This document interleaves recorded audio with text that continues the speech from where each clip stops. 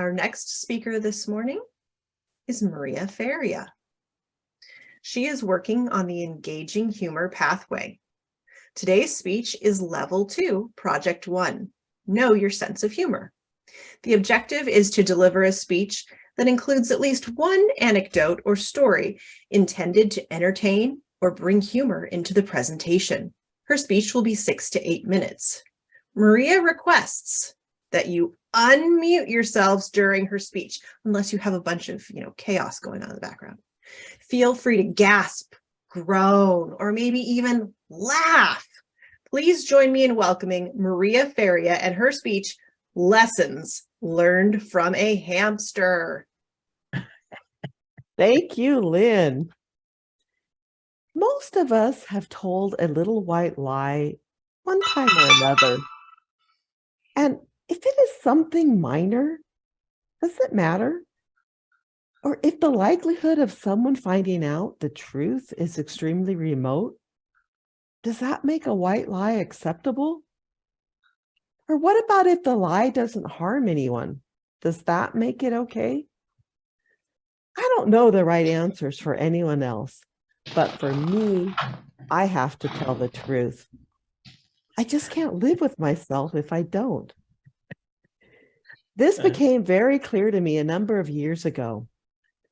My 3 children were still living at home. The 2 older ones were teenagers, and the youngest was a tween. At that time, I was working in a local CPA firm. I had worked there for many years, and my boss was a workaholic, and he expected everyone else to be the same. Permission was never needed to work extra hours. It was demanded and required year-round. I should have given him the book, the five appreciations in the workplace.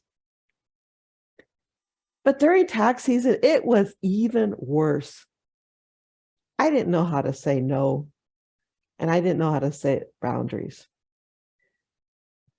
Spring break always fell within my tax season, and I found that it took some pressure off of me if I would just send them off on a trip. They would have fun, but then I didn't have to worry about anyone at home, and nobody cared what time I came home. I could just work. So that year, I sent them to visit their aunt and uncle in Illinois, and I stayed home, and I was in charge of taking care of their pet hamster. So I dutifully fed and watered him every day. And then I started noticing, I haven't seen the hamster recently. Well, I didn't think too much about it because hamsters are nocturnal and they sleep burrowed in their bedding. And I was only home to sleep for a few hours anyway. I figured, we're just on different schedules. But then I noticed, it didn't seem like the hamster was eating either. Well, I justified that. Maybe I'm just feeding him a little too much, or maybe he's taken his food and hidden away in a corner. I don't know. I didn't worry about it. But finally, I couldn't ignore the signs. I had to look for him. So I scraped through his bedding until I found him. He wasn't moving. So I poked at him. No response. Maybe he's just sleeping. A little more. No, I couldn't wake him up. I had to accept the fact that the hamster died on my watch. This wasn't the first pet that our family had lost. We had lots of other rabbits and hamsters, rats, maybe a fish or two buried in the backyard. Although for the fish, we tended to give them a burial at sea. Just flush them down the toilet. On this particular night, it was late. I was exhausted. I just couldn't deal with burying the little guy. So I scooped him up and I put him in a plastic bag and I tied it up and I threw the bag in the trash.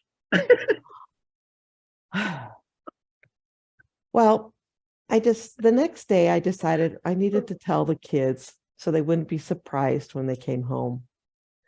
And they're sad, of course.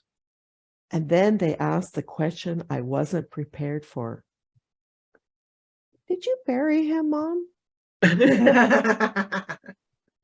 Oh, my goodness, what am I going to say?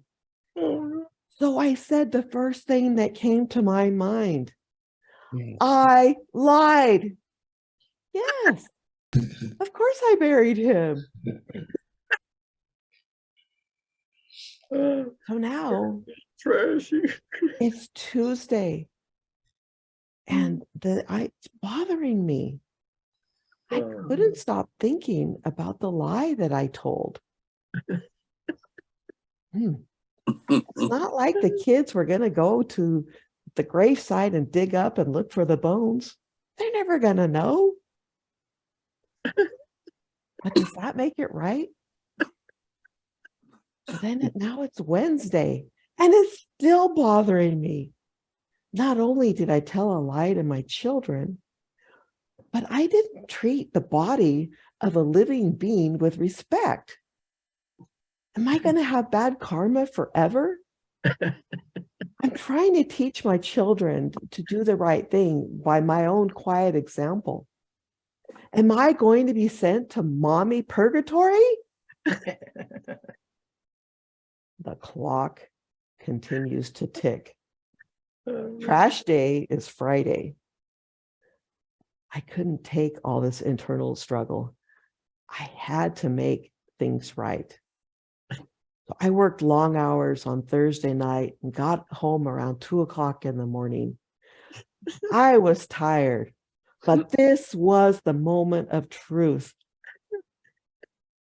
So I rifled through that trash can until I found that plastic bag.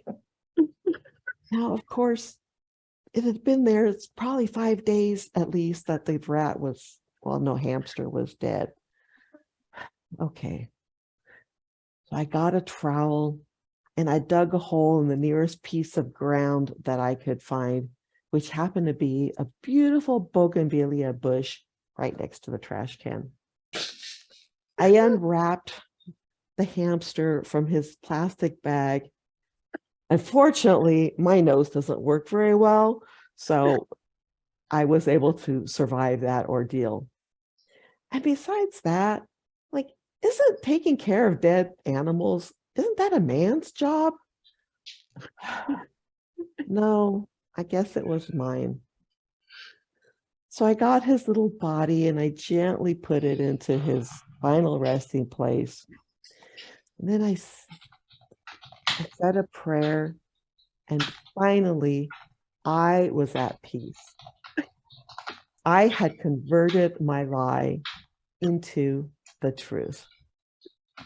Now that little hamster taught me a valuable lesson.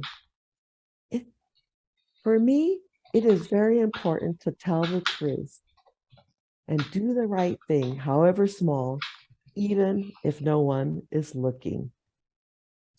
Madam Toastmaster.